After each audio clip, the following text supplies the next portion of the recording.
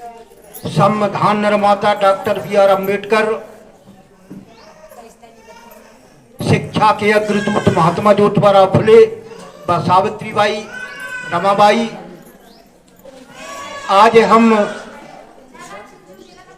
जिस उपलब्धि को पाया है वो हमारे महान पुरुषों की महान तपस्या, महान प्रयासों के बीच आज हम लोगों को आज़ादी जरूर मिली, लेकिन आकाश से टपकी आज़ादी आज भी खजूर में लटकी हुई है।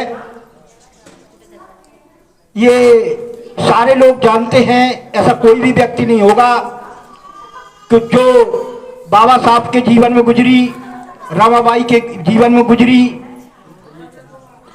उस बात को हम लेकर के रोना नहीं है हमको। क्यों नहीं रोना है? क्योंकि एक हमें रास्ता दे करके गए हैं बाबा साहब, और रमाबाई एक प्रतीक बनी हुई है। तो आज जितनी यहाँ पर माँ बहन बेटियां आई हैं, तो रमाबाई को तो शायद है सभी लोगों ने सुना होगा।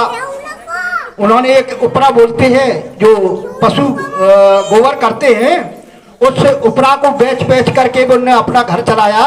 ये सारी बाइयां जानती हैं। अपने बच्चों को इलाज के तलक पैसा नहीं थे। तो ये स्थिति हम और आपको सोचना होगी कि इस स्थिति को बाबा साहब हमारे मिट गए, यानी संविधान लिख करके मिट गए कि आने वाली पीढ़ी पे हमारे पे किसी पे ऐसी गुजरे नहीं, पैसा के अभाव में हमारे लोग मरे नहीं। उस व्यवस्था को बाबा साहब ने सारे लोगों के बीच में रखा, और उस व्यवस्था को लेकर के हम कहें कि रमा ने ये किया, बाबा साहब ने ये किया, फलाने ने ये किया, हम और आप क्या करना चाहते हैं? आज वर्तमान की बात है। अगर हमें आसमान से टपकी आजादी को खजूर से उतारना है तो हम और आपका सारे लोगों का काम है।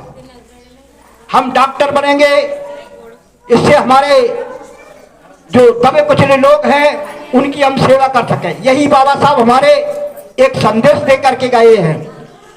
बाबा साहब ने एक संदेश और दिया था भरी सभा में कि हे मेरे देश के निवासी लोग, दबे कुचले लोग, जो बात मैं आपके लिए बता रहा हूं, ये बात खाली भिक्षुओं के ऊपर मत छोड़ देना, किसी कार्यकर्ता के ऊपर मत छोड़ देना। हर बच्चा, हर माँ बहन बाबा साहब के कारवा को आगे को ले जाना है, न कि हमें पछतावा करना है। यो बाबा साहब ने हमको रास्ता दिया है, अगर उस रास्ते को मैंने नहीं अपनाया तो जो कुरीतियां हैं वो हमारे ऊपर बरकरार रहेंगी। आज भी हम देखते हैं कुरीतियों में डूबा हुआ समाज। जो बाबा साहब ने 22 प्रतिज्ञा ली, पर भी फिर भी मैं देखता हूं, इस हिटी में आया हूं, एक मंदिर है यहाँ, ओ क्या नंदा जी बाबा का, तो वहां मैं देखता हूं, तो वहां लोग कौन लोग आते हैं? केवल ओबीसी और एससी। यही बाबा साहब ने कहा था कि जो हमारा अंधविश्वास रूढ़िवादी परंपराओं का इतिहास है वो अपने पास नहीं रखना। भारत की सबसे बड़ी जनसंख्या किसकी है? ओबीसी की। इस बात को लेकर के ओबीसी को जगाना होगा, क्योंकि ओबीसी घंटरिया बजा रहा है, अंधविश्वास और रूढ़िवादी परंपराओं में फंसा हुआ है। हम उसको निकाल के नहीं ले आएंगे तब तक हमारा भला होने वाला नहीं है। हम रमाबाई की बात नहीं कर रहे, हम आने वाले पीढ़ी लोगों को सोचना चाहिए कि हमारी माँ रमाबाई पे बीता वो हमारी आने वाली पीढ़ी पे नहीं बीतना चाहिए। वो कार्य हम और आप करेंगे, उस कार्य को हम नहीं करना चाहते। केवल हम कहते रहते हमारे बाबा साहब, हमारे बाबा साहब, हमारे बाबा साहब। अरे भैया, भारत के जो जितने नागरिक है सबके बाबा साहब हैं। बाबा साहब ने जब संविधान लिखा, किसी को ऊंच नीच, जाति पाति यानी कम ज्यादा कहीं नहीं लिखा, चीटी से लगा करके हाथी तक को सामान्य भाग लिखा है। लेकिन हम क्या कहते हैं? हमारे बाबा साहब, हमारे बाबा साहब। इस प्रकार से सामने वाला कहते हैं अरे उनके बाबा साहब हो गए, हमें क्या लेना देना है? अरे बाबा साहब सबके हैं, ये बात बताओ।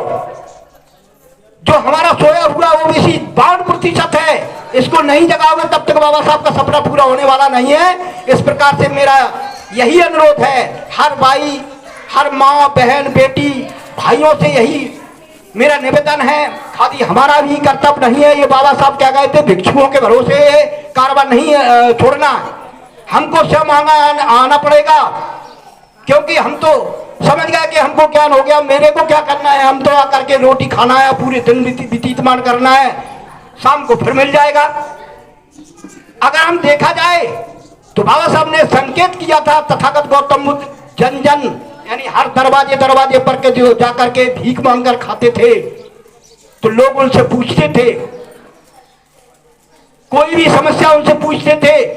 उसी को आज हमने क्या बना दिया, मैंने कि हमको बुद्ध को बुलाना है, कुछ पूछना है। आज क्या हो गया है कि किसी भगवती जी को बुलाना है, पूजा करवाना है।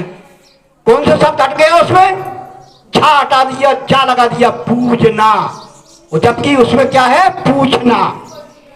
हर भिक्षु को पूछना चाहिए कि हमारा जीवन कैसे कटेगा, हम कौन सा रास्ता जाना है, ये हमको पूछना होगा। जब हम बौद्ध विहार में भी अकेले जाकर के मूर्ति के सामने बैठते हैं तो वहां पूजा के लिए नहीं बैठते, पूछने के लिए बैठते हैं। हम अपने आप को पूछें, हम अपने आप को पूछें। विपश्यना का अर्थ क्या होता है, अपने आप को पूछना। जो बात खरी उतरे उसको मान्यता दें। तो कहने का तात्पर्य भाई, मैं ज्यादा तो नहीं बोल पा रहा हूं, इसलिए मेरे एक ही संदेश है कि यहाँ जो भारत में हमारी माँ, बहन, बेटी, जन जन जो बच्चा है वो हर बात को समझेगा, तब जो है हमारा ये भारत का जो संविधान है लागू होगा। और जो हम सोच रहे हैं वो एक ही चीज से हो सकता है, वरना हम कितनी भी पूजा पाठ प्रतरण पाठ कराते रहे, समाज का भला होने वाला नहीं है। किससे भला होगा कि बाबा साहब ने कहा था कि राजनीति सत्ता वो चाबी है जहां से साले ताले खोले जा सकते हैं। अगर हम अपने विधायक, सांसद दिल्ली, बाबा साहब की उंगली देख रहे हो, स्वर्ग कहाँ है कि दिल्ली, वैकुंठ कहाँ है, बंबई। तो बाबा साहब का इशारा है कि हमको अगर उपलब्धि पाना है तो फिर हमें दिल्ली और बंबई, जहां जहां विधानसभा लोकसभा है, उनमें जाकर के हमने अपने सदस्यों को भेजेंगे। अंधविश्वास, रूढ़िवादी परंपराओं को हटाने वाला हम बौद्ध भिक्षु हम मानेंगे। तो इसी प्रकार से मैं ज्यादा ना बोलते हुए अपनी वाणी को विराम देता हूँ। नमो बुद्धाय, जय भीम, साधु साधु साधु।